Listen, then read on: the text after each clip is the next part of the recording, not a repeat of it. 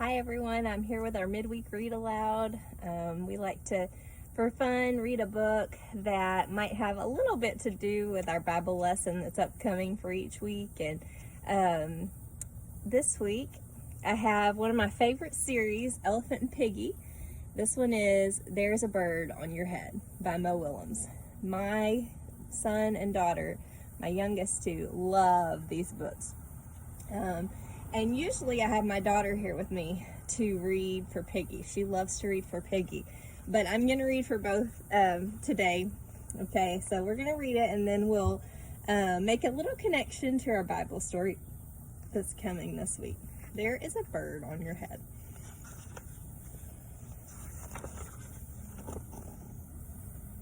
There's a bird on your head. All right.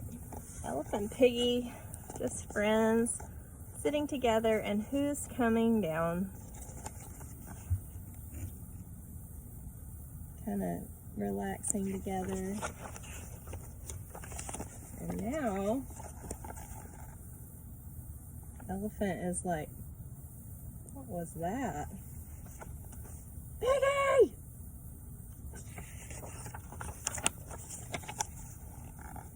Is something on my head?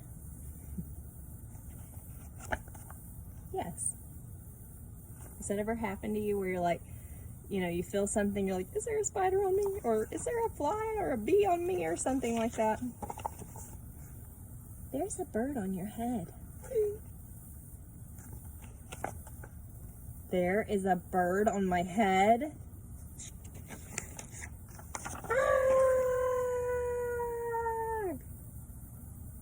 Scared the little bird, didn't he?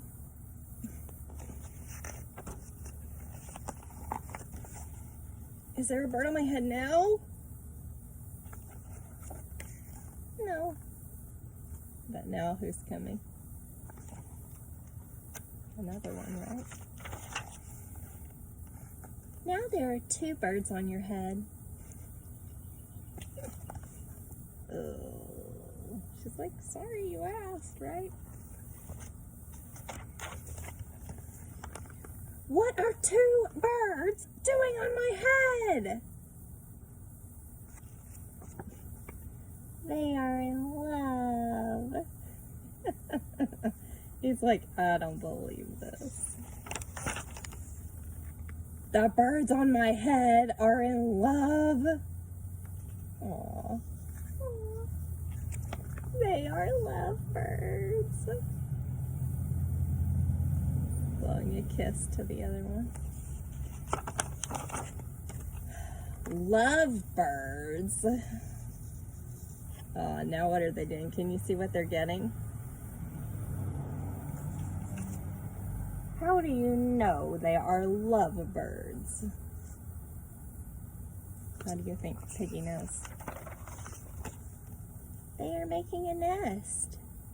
See, they got their little sticks. Twigs on his head. How does he feel about that? Two lovebirds are making a nest on my head.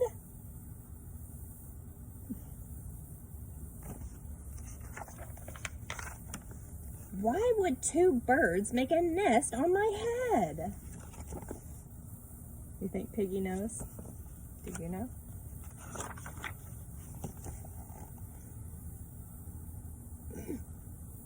And he's just realized something. I am afraid to ask.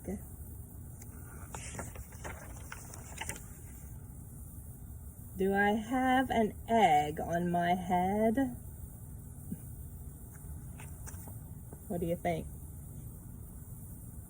She's standing on his trunk to get a better view. How many eggs do you see?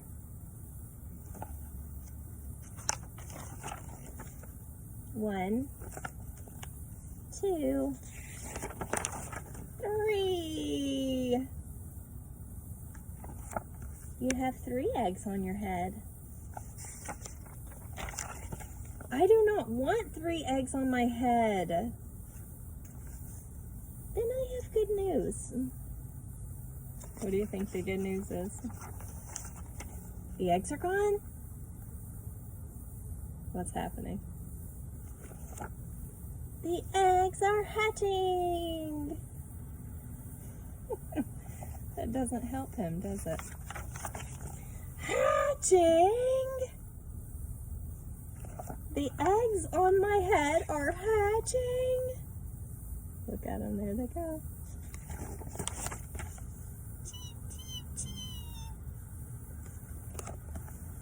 They have hatched.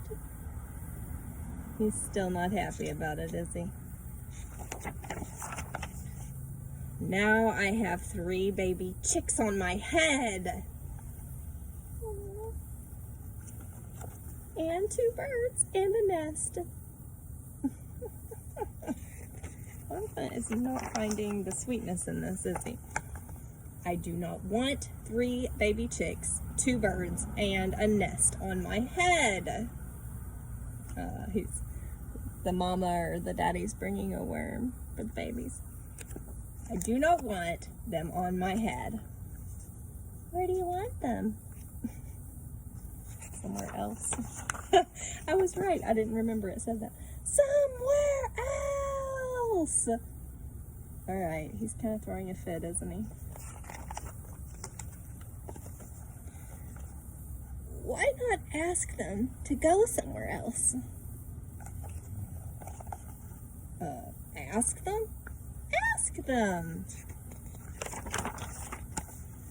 Okay, I will try asking.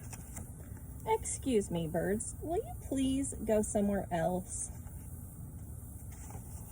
You can always ask, right? What do you think will happen? No problem. Oh, that was nice. It worked. Bye. Now where are they going to go? Now there are no birds on my head. Thank you, Piggy. Thank you very much.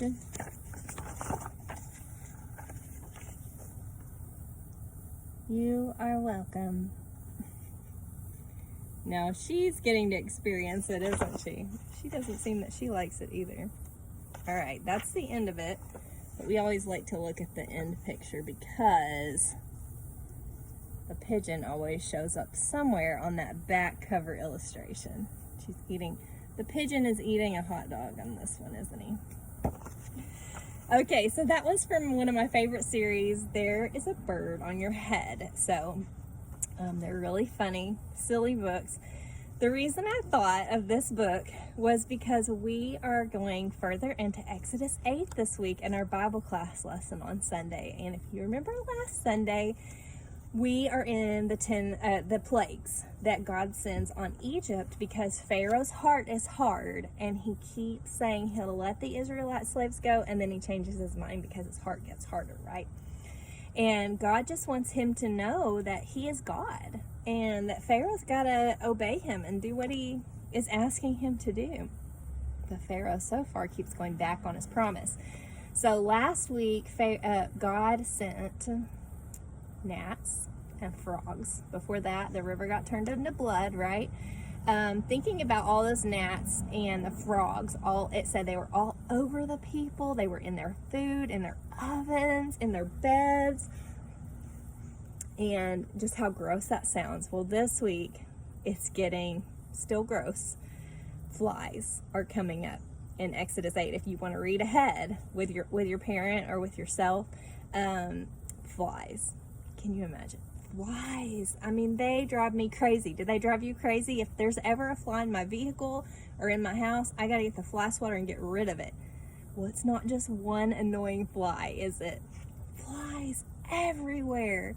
Probably all over their bodies and their skins. It's making me itch. And there's also another plague that we're probably going to go ahead and look at this week too, which is the next one where a lot of their livestock dies, which means like their farm animals that they need to survive and to live. Their cows and all that kind of stuff are going to get a sickness and die. But I wanted to make that connection with, there being this like annoying thing that you can't get rid of. For Elephant, the solution ended up being simple. He was able to just ask for the birds to leave his head, and they did it, right? But for the Egyptians, they don't have that choice. There's one person in Egypt that does have the choice. That's Pharaoh. He has the power to stop it by just obeying God. But is he willing to do that yet? He hasn't been so far, has he? So we'll see this week. You can see if you read ahead in Exodus 8, 9, 10, what's going to happen. But please join us back here on Sunday for our Bible class lesson. Hope to see you all soon in person, and hope everybody's staying safe and doing really well with school, whatever that looks like for you and your family. Have a great week. Bye.